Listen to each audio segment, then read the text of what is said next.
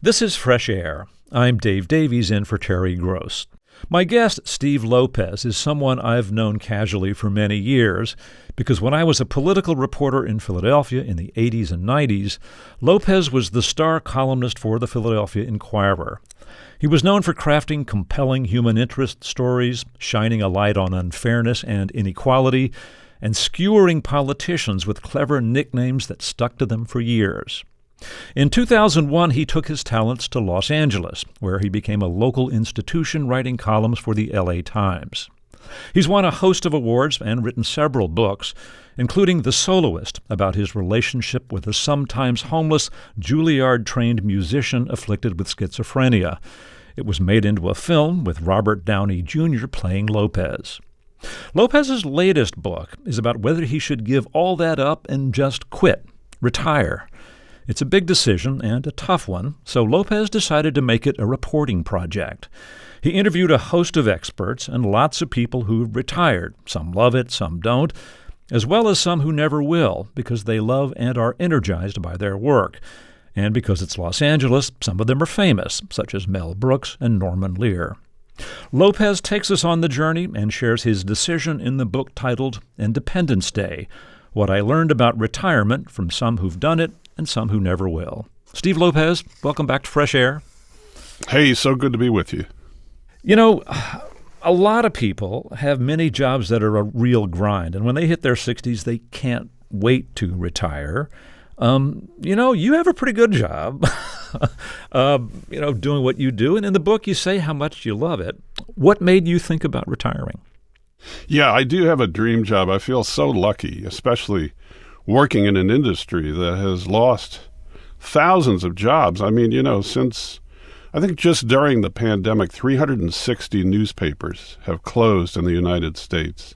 And so I did not take lightly walking away from something that I've done for nearly half a century. But the fact that it's been nearly half a century is part of what motivated me to look into this, to think about whether it was time. I mean, it's been a great run. It's been a privilege. It hasn't even felt all that much like work most of the time. But you start to think about how much time you have left, and you start to think about the things that, you'd like to do or you wanted to test out to see if that's something you want to spend your time on.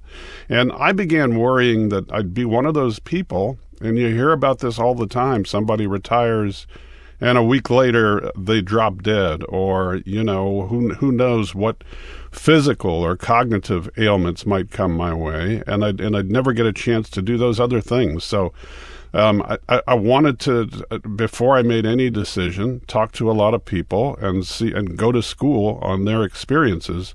So that's how it all began, and I gave myself a 1-year deadline to talk to enough people that I could feel comfortable with a decision about what to do in my own situation.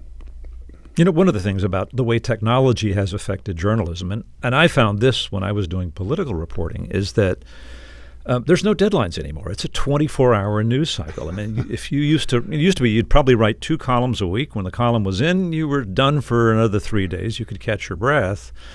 But now, tips come in around the clock. People react to your columns around the clock. They will nitpick something around the clock. That's kind of wearing, isn't it?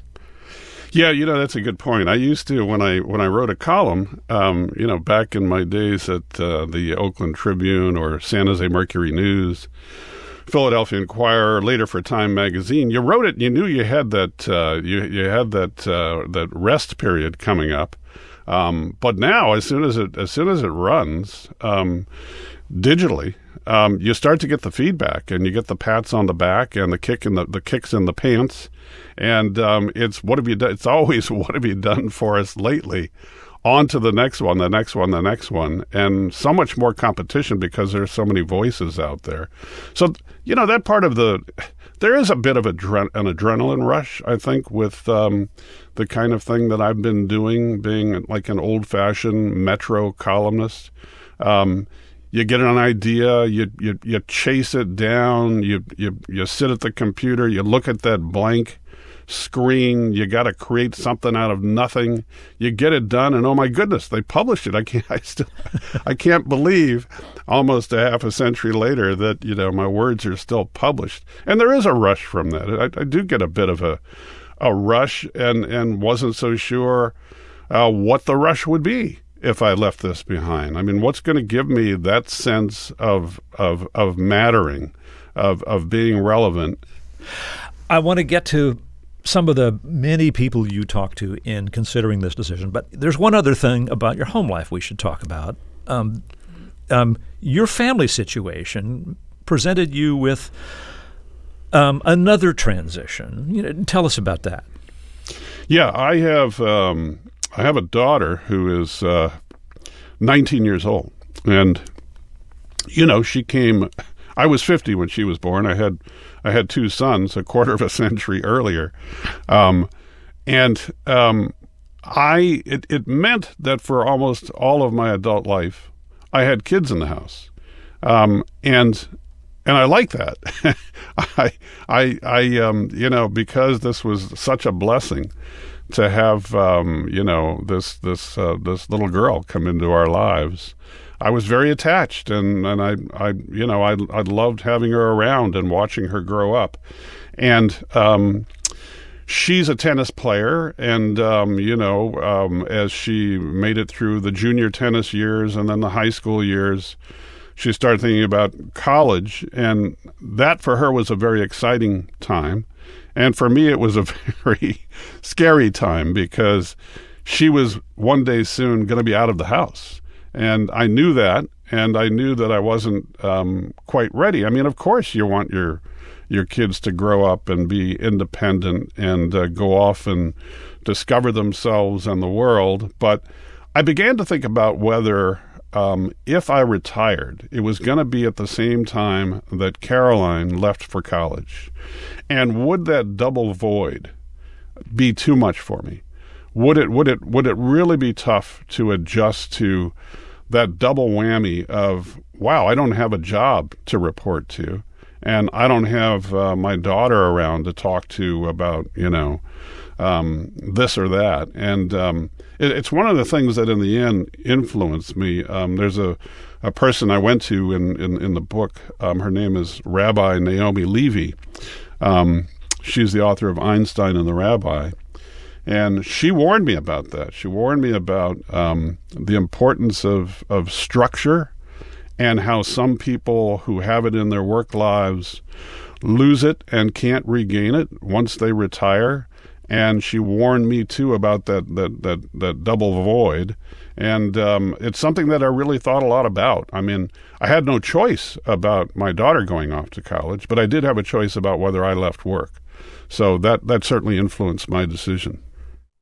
Well, Steve Lopez, this book is called Independence Day, and it begins on a 4th of July. You want to just set this up for us?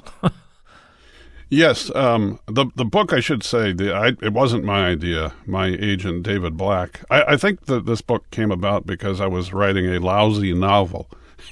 And David, who's a good friend, would ask about the novel, and he'd hear my answer. And one day we were having lunch, and I said that I was beginning to think about retirement, but I wasn't sure. And he said, "Oh, that's a book about identity. 10,000 people a day turn 65 in the United States. The boomer wave is cresting. There's 70 million boomers. This is a book. It's a book about work, about retirement, about identity." And so it began. That was his idea, and I wasn't sure that I was buying in. But on 4th of July, I was sitting in my backyard in L.A. and started writing. And I emailed him and I said, "Hey, I've got an idea for the title, Independence Day. I'll give myself a year." So that's how it got its name. And I spent 1 year from 4th of July to 4th of July trying to figure it out. You're in the business of researching subjects that you want to know more about, so you certainly found new experts, but you've talked to a lot of really interesting people over the years, and you went to people whose lives and opinions you respect. One of them was Father Greg Boyle, who is the founder of Homeboy Industries. He's worked with former gang members for decades to start them on, help them get started on new paths. He's quite a remarkable person. He's been a guest on this program several times. You visited him. What did you observe? What did you learn? Well, Father Greg is my age. Father Greg is a local hero. He's a saint. He redirects the lives of young men and women who've gotten into trouble related to the circumstances that they've grown up in. They go to, they end up in prison, and after prison, they knock on his door to try to get some job training. So I've known him for many years, and I know that he loves his job. And I went to see him and told him that I had been thinking about retirement, and he gave me kind of a strange look, like, why, why? And I said, there are things that I think maybe I should try, and I've done this for a long time, but I'm just not sure. I'm not sure whether I'll be fulfilled in retirement. And he said, life is about, being connected to something, being connected to a loving God, feeling as though you're relevant, as though you have a purpose. And he said that in his case, he never considered retiring. And he said to me, I'm a Jesuit. Jesuits retire in the graveyard. And that meant a lot to me, in part because I don't do what Father Greg does, but I think that social justice, economic justice has been a big part of what I've focused on. And I thought, boy, he's sticking, he's going all the way to the end with this. And here I am walking away. I felt quite feeble after talking to Father Greg. Yeah, it's easy to feel smaller than someone who's accomplished what he has. Yeah. But he did say, go where life is, find meaning, and hold on to that as long as you can. And that is I think that's the trick. That's the key. And if you can do that by continuing to work, I think that's great. And I certainly found people who have made that choice. But other people have found meaning in trying new things. And, I've always had this idea that I wanted to learn language. My father's parents are from Spain. I speak a little Spanish, but have never been fluent. My mother's parents are from Italy, and I always wanted to learn Italian. I've never had the time for these things. And I thought in retirement what I would do is get fluent in a couple of languages, maybe spend, months rather than, 7 days in those countries on vacation. And also music. I wanted to pursue music, and I love to cook. I thought, wow, what if I were living in Barcelona and I'd wake up and go to Spanish class and then go to a cooking class and then study guitar somewhere. That all, all of that appealed. It still appeals. I haven't gotten to that quite, but maybe one day. Yeah, well, hopefully there's time to get some years in of both. You talked to Mel Brooks, who is, what is he, 96, maybe mid-90s, I think, right? Yeah, mid-90s. And keeps doing what he's doing. What did you hear from him? Well, I wanted to talk to Mel Brooks and Norman Lear, who just turned 100, because they were in their 90s doing creative work and not slowing down. Now, these are exceptional cases. Of course, these are Hollywood legends, and maybe they can never really escape who they are. Their identity is pretty much set. But I did have this concern. I don't know that you could call what I do terribly creative, but you do stare at a blank screen, and you've got to figure out what to fill it up with. And I wondered if, for people like Mel Brooks and for Norman Lear, work is oxygen, and when you stop, you suffocate. And is that what's keeping them going? And is that how I'm going to be? Am I going to, have the going away party and retire, and then just, start gasping, trying to figure out what I could find that's more fulfilling than what I've done? And Mel Brooks, asked me a lot of. Mel Brooks sort of became my life coach, and in the end, he said, "Well, you like to write. You like working for the LA Times." He said he read my column. That was flattering. He said, "But you want to live in Barcelona. You want to do something else. Why not go to the editors of the LA Times and say, look, I want to keep doing this, but not so much. Why don't you get the best of both worlds?" And of course, it was pretty good advice and pretty close to what I ended up doing. Right. I mean, they also, I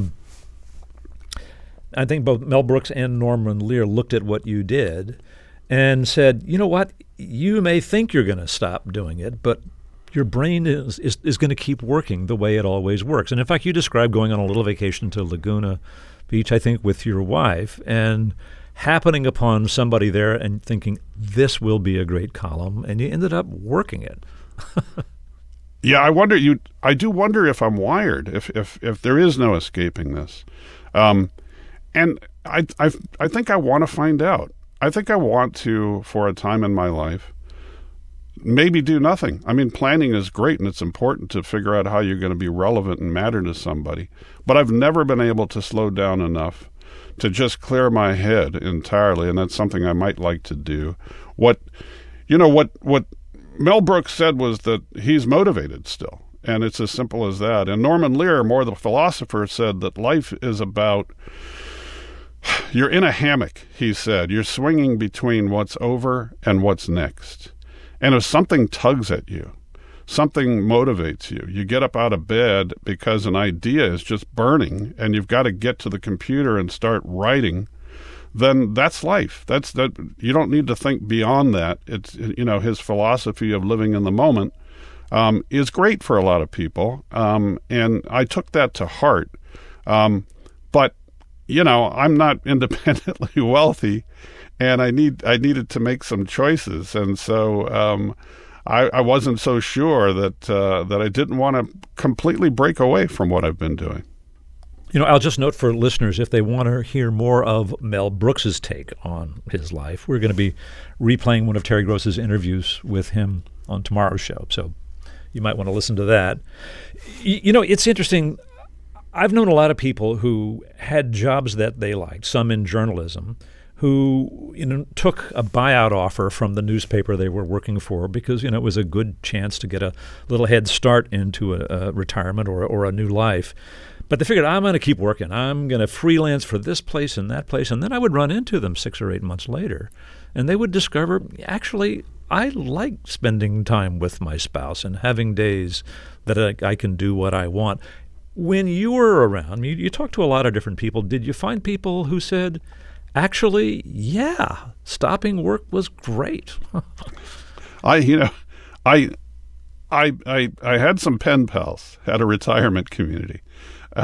When I started this project, I had been to Leisure World, Seal Beach, which is just south of Los Angeles, and it's mostly a retirement community of several thousand people. And I asked them if I could write a guest column for their newspaper. And they said, sure. So I wrote it, and I said... For the Retirement Homes newsletter? Yes. Yeah. And I wrote it and said, I'm thinking of retiring. I'd like to go to school on your experiences. Please share any wisdom that you've got. And it was across the board. It was isolation and depression. It was, I wished, this has been so great. It's been better than I ever would have imagined. And these are people who had been, healthcare administrators. And there was one woman who was a law clerk in the patent office of a toy company who so looked forward to her retirement that she looked, they threw her a big going away party on a Friday, and she drives home, and I'm free at last, Independence Day. And Saturday has a good day, Sunday's pretty good, Monday wakes up with nothing to do. And by the end of the first week of her retirement, called her boss and said, I think I made a big mistake, can I go back to work? So you've got those people, and also from that retirement community, I had trouble getting hold of a woman who one day finally picked up, and she was on her boat off the coast of California. And she said that they had she and her husband had just bumped into a fishing boat, and the fisherman offered her some of the fresh catch. And she said, it's almost cocktail hour, and then we're going to grill the fish on this boat. And she said to me, do not wait. Do not wait until you're too old to do these things. Retire today. So I got it, across the board, from those with regrets and those who wish they'd done it sooner. Yeah, helps if you can afford a boat, I suppose. Yes. We need to take another break here. Let me reintroduce you. We are speaking with Steve Lopez. He is a columnist for the Los Angeles Times. His new book about considering retirement is Independence Day, What I Learned About Retirement from Some Who've Done It and Some Who Never Will. He'll be back to talk more after this short break. I'm Dave Davies, and this is Fresh Air. We're speaking with author and Los Angeles Times columnist Steve Lopez. His latest book is about confronting the dilemma of whether to retire in his 60s after a long and rewarding career in journalism. He consulted experts and plenty of people who've retired and others who won't, like Mel Brooks, who's kept working into his 90s. Lopez's book is Independence Day, What I Learned About Retirement from Some Who've Done It and Some Who Never Will. One of them said, don't think that that retirement will be rewarding, because trust me, it really isn't. Yes, that was, I think, a former college professor who had really been struggling with creating that new identity. I mean, when you stand before a classroom of young people, hungry minds, and then all of a sudden you're at the retirement home, wondering how to spend your day. He really struggled. There's another guy who, for me, stands out. There's a gentleman in the book. I ended up calling this guy and his wife Ralph and Alice. They reminded me a little bit of the Honeymooners. And Ralph had a good job for a utility company, kind of a middle manager, and there was a merger.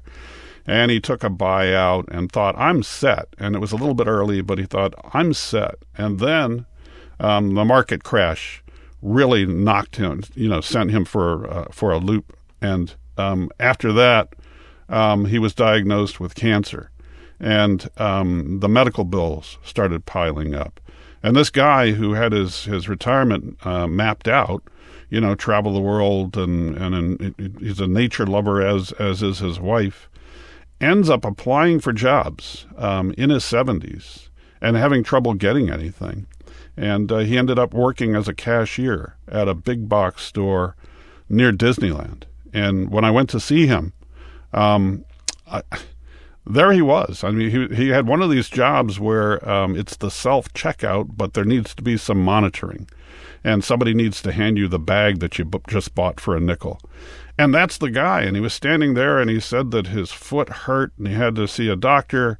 And he did not look very happy. This is not the picture of, his golden years that he had in mind. It reminded me so much of something my mother used to say. The golden years are not so golden, necessarily. Yeah, gosh, it reminds me of my father, who lost a job in his early 50s and just never found his feet again, and ended up, last time I saw him, he was working a shift at a 7-Eleven and died at age 59. You never know where things are going to take you, but family sure helps if you have people that you love and count on, and you can count on. My parents' experience was very much a part of my decision-making process. They both ended up, they lived into their 80s, but the last 10, even 15 years were difficult with physical issues, with cognitive loss. And that influenced me quite a bit, especially because I appear to be on the same health care calendar as my parents. Things have happened to me that happened to my parents when they were, the same age. And, they both had this cognitive loss. My last conversation with my mother, she didn't remember who I was or my sister was. And I thought that, I don't have many years before I'm her age. What am I going to do with this time? And I also have the heart issues that each of my parents have. As you mentioned, one of the things you need to consider when you're trying to make this decision is, how many years do I have, and how many healthy years do I have? You have an interesting profile here because you almost bought the farm once. Tell us about this moment. I am back from the dead. It's a small club, and I'm in it.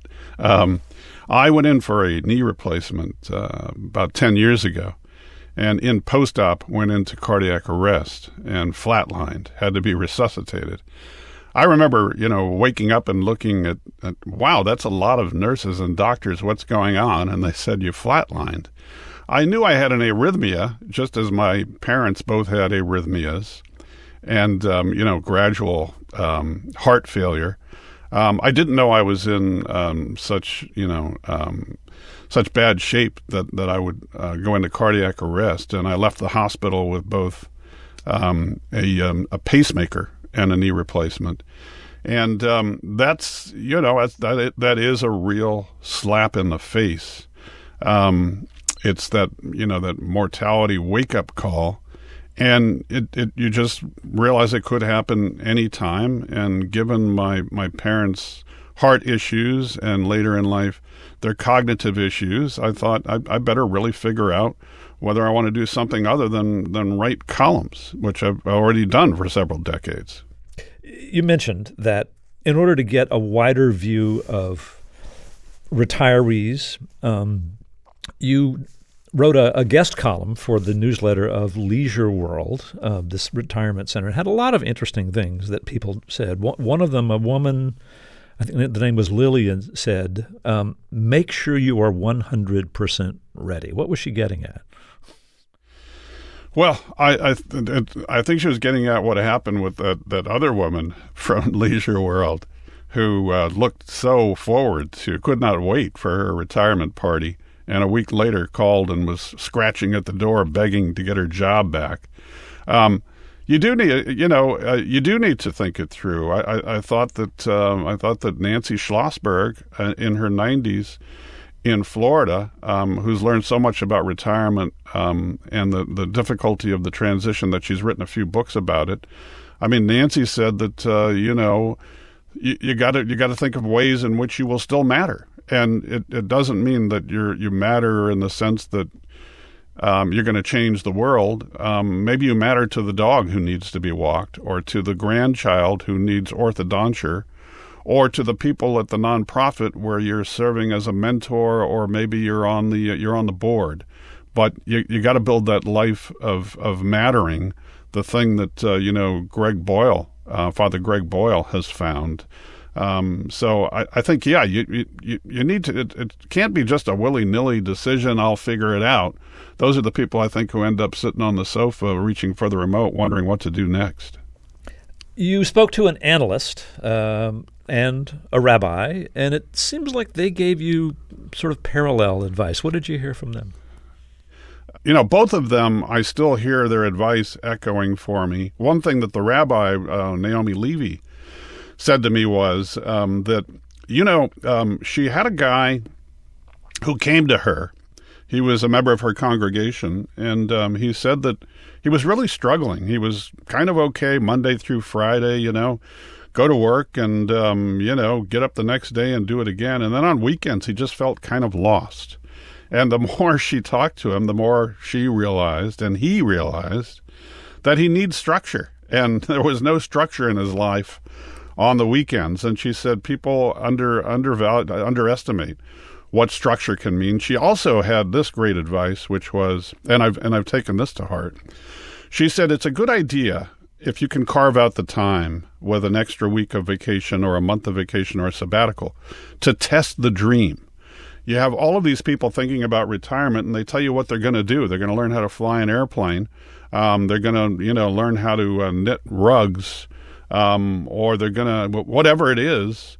And then they finally get there and realize, I don't really care that much for this, or I'm afraid of flying, and and I'm tired of knitting rugs. And she said, it's a good idea if you can to sample the dream. And one of my dreams has been to get my dusty guitar out of the garage and start playing it again. And I've played, thanks to Rabbi Naomi Levy, every day.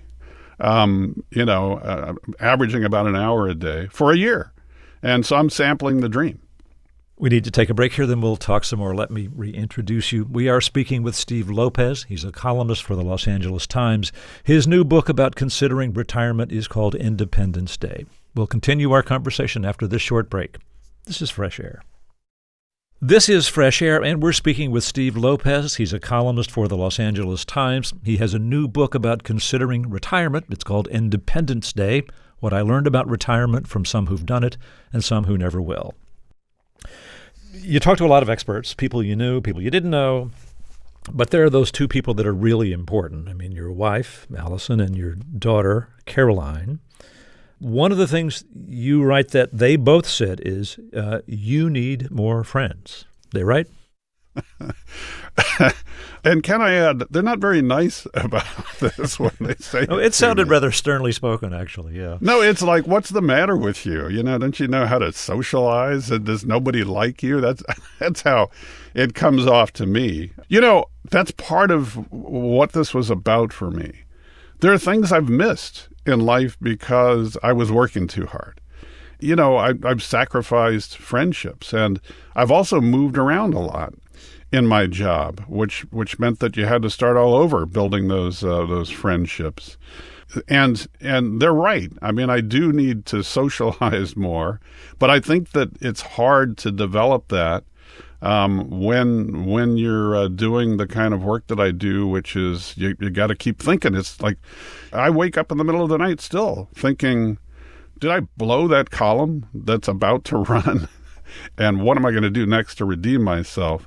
So my head has been so caught up with work that it's kept me from developing and holding on to friendships. And that's something that I really do want to work on as I find that I've got more leisure time. So Allison and Caroline are right. I need more friends.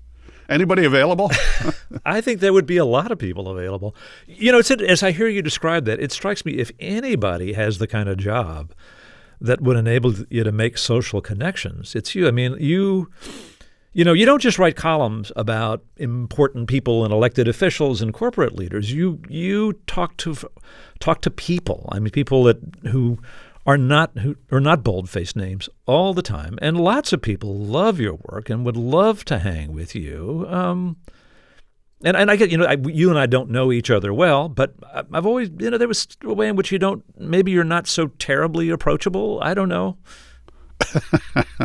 People think because of the cage-rattling columns that I've written, that I don't know, maybe I'm a tougher character than I really am. I'm kind of just a softie. I think that everything that I've experienced in life has been about what is the column here. And I think it's gotten in the way of me developing friendships with people who I really respect and admire and would want to be friends with.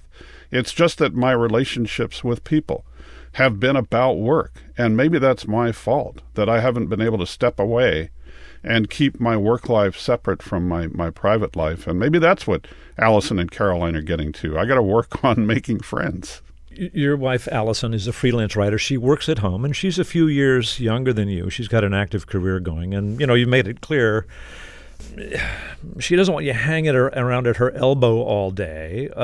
Your daughter had a kind of a more colorful way of describing the prospect of the two of you together in the house. Do you want to share that?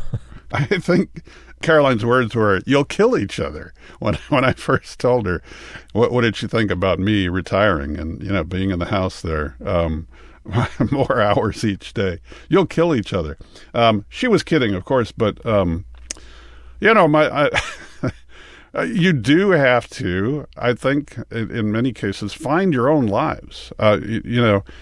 Even if Allison were retired and didn't have things to do while I was sitting there retired, wondering when she could, when we can go and do this together. Allison said something, I'm not going to be your playdate buddy. I'm not going to be your, So figure it out. Find some things to do. That's a big adjustment for a lot of people. A lot of people, when I was researching this book, had those issues with how do you've got a whole... The day is now a clean slate. You don't have to be somewhere from 9 to 5 and then worry about what you did from 9 to 5, from 6 to midnight, and wonder if you did okay and what you're going to do next. So I do think that these are the kinds of little adjustments that Nancy Schlossberg in Sarasota, Florida, told me that every retiree faces. Okay, what now? Everything is different. Yeah, she was the psychologist who when she retired, kind of made it her business to become an expert on retirement. Wrote a lot of books about it. And what was interesting about that, she did that because she hadn't thought it through. And she was a psychologist who had focused on transitions, but that was one big transition that she had not given enough consideration to. She ended up, and she made the point that it's a mistake maybe to plan out every day of your retirement. And Nancy said to me, you need to learn how to embrace ambiguity, because in retirement, it's kind of like life. Things come at you that you don't expect. There are small victories and there are devastating losses. She lost her husband and never thought it would happen, but she met another person and she lost him. And when I was interviewing her on the phone, there was a beep and she excused herself and came back to say, that's my boyfriend calling. I've got to take this. Nancy's in her 90s and she certainly has embraced ambiguity. And, retirement is not, you don't get this prescription on here's how you do it. You gotta roll with it a little bit. And I learned that from a lot of people I talked to. So you began this quest on an Independence Day, on a July 4th, gave yourself a year. And as that year, the end of the year approached, the LA Times was offering buyouts to senior employees. So there was an opportunity there. What did you decide? Well, there was a little wrinkle in that, too, because my longtime editor, Sue Horton, who's a little bit younger than I am, was considering taking the buyout. And, I mean, buyouts, I probably shouldn't say this, but buyouts, what a gift. I mean, you're paid to not work. It's a way, many companies use buyouts to thin the rolls a little bit. In my case, I could have walked away with pay for, nearly a year.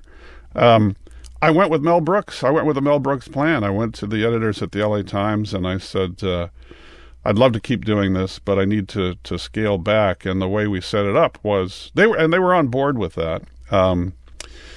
And maybe it works for both of us. I mean, they shed a little bit of salary because I raised my hand and said, I'll take a pay cut. Give me a 25% pay cut and I'll work 9 months out of the year instead of 12. And they said, okay. And then I completed the first year, and there's the possibility of going down to 2/3 and then to 1/2. So it's like gradual.